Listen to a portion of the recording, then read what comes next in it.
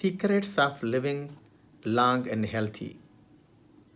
यानी वॾी उमिरि ताईं ज़िंदह रहण सेहतमंद रहण जा राज़।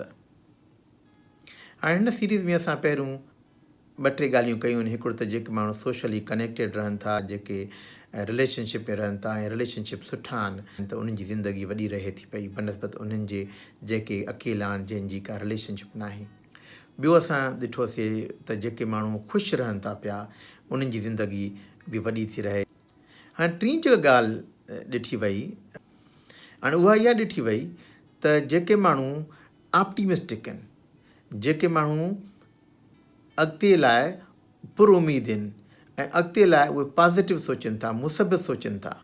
माना अगरि का तकलीफ़ अचे त चवंदा हीअ तकलीफ़ जेका आहे बसि हाणे थोरी तकलीफ़ आहे, के चवंदा हिन में मालिक जी का चङाई हूंदी तॾहिं जेको आहे इहा ॻाल्हि थी आहे, या इहे चवंदा ठीकु आहे हाणे आई आहे त वरी गुज़री वेंदी, रोज़ न रहंदी, ठीकु आहे। उन जाइ ते ॿिया माण्हू जेके हूंदा आहिनि, के पेसिमिस्टिक हूंदा आहिनि, का तकलीफ़ अची वई त बसि चवंदा मूंसां त सदाईं ईअं थींदो आहे, तूं त सदाईं चङो न हलंदो आहे ऐं मूंखे त सदाईं नौकिरी मूं कढी छॾींदा आहिनि। उहे माना हर ॻाल्हि खे ईअं ॾिसंदा त इहा सदाईं थींदी आहे ऐं उहे ॾिसंदा आहिनि त उहा चेंजेबल बि न थींदी। हाणे ठीकु थोरी थींदो, इहा ॻाल्हि ठीकु थींदी ई कोन, हाणे बसि मुंहिंजी ज़िंदगी जी मुसीबतूं शुरू थी वियूं ऐं ॿियनि ॻाल्हियुनि में मुंहिंजी हाणे हालति ख़राबु थी वेंदी। ऐं जेके पॉज़िटिव माण्हू हूंदा आहिनि ज़िंदगी में, ऑप्टिमिस्टिक माण्हू हूंदा आहिनि, उहे सोचींदा आहिनि त भई का वॾी ॻाल्हि न आहे, भला हाणे पोइ हिकिड़ी ही ॻाल्हि आहे न, ॿियूं ज़िंदगी में केॾियूं सुठियूं शयूं आहिनि, ठीकु आहे अॻिते हलंदासीं ऐं इहा ठीकु थी वेंदी, कंट्रोल थी वेंदी। अॻे बि मुसीबतूं आयूं आहिनि, ठीकु थी वियूं आहिनि, हाणे बि ठीकु थी वेंदियूं ऐं असां करे वेंदासीं ऐं उन्हनि खे लॻंदो आहे असां इहा ठीकु करे वेंदासीं, कंट्रोल करे वेंदासीं ॻाल्हि। त पोइ छा कयूं, उन ते हिकिड़ी स्टडी कयूं त ॾिसूं त जेके ऑप्टिमिस्टिक माण्हू आहिनि या पेसिमिस्टिक माण्हू आहिनि, जेके पुरउमीद माण्हू आहिनि, जेके नाउमीद माण्हू आहिनि, उन ॿिन्ही में छा फ़र्क़ु आहे।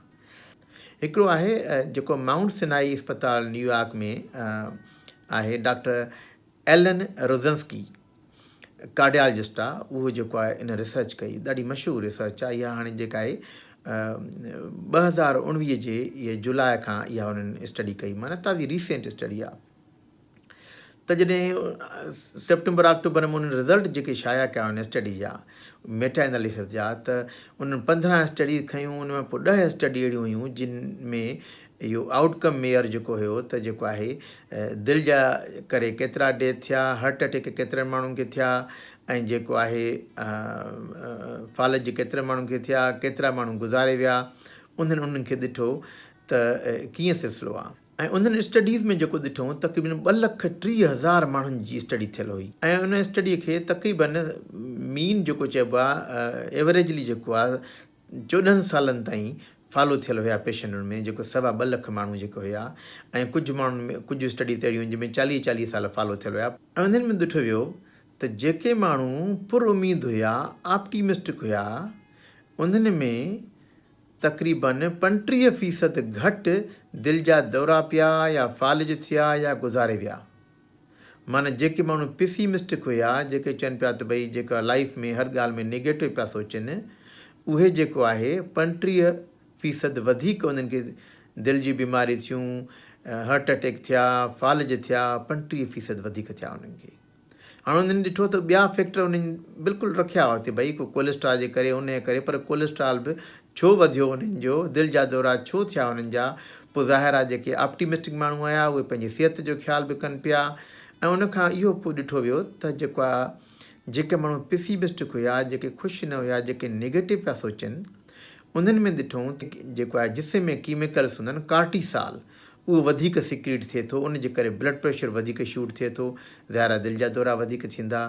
उन्हनि जो इम्यून सिस्टम जेको आहे वधीक कमज़ोर थो रहे पियो, जेके पेसिमिस्टिक हूंदा, जेके ऑप्टिमिस्टिक हूंदा, उनजो इम्यून सिस्टम वधीक स्ट्रांग थो रहे पियो। ऐं उन्हनि इहो बि ॿियो ॾिठो त ऑप्टिमिज़म जे करे, इहे जेको आहे पुरउमीदगी जे करे, उन्हनि में जेका असां चवंदा आहियूं न इन्फ्लेमेशन जेका थींदी आहे दिलि जे शरियाननि में जेका आहे, जंहिंजे करे इहो शरियानियूं बंदि थी वेंदियूं आहिनि, उहा जेका आहे ऑप्टिमिस्टिक माण्हुनि में घटि थी थिए इन्फ्लेमेशन, जंहिंजे करे दिलि जा दौरा बि घटि थियनि था ऐं हार्ट अटैक बि घटि थियनि था, इन करे माण्हू मरण बि घटि था उन करे।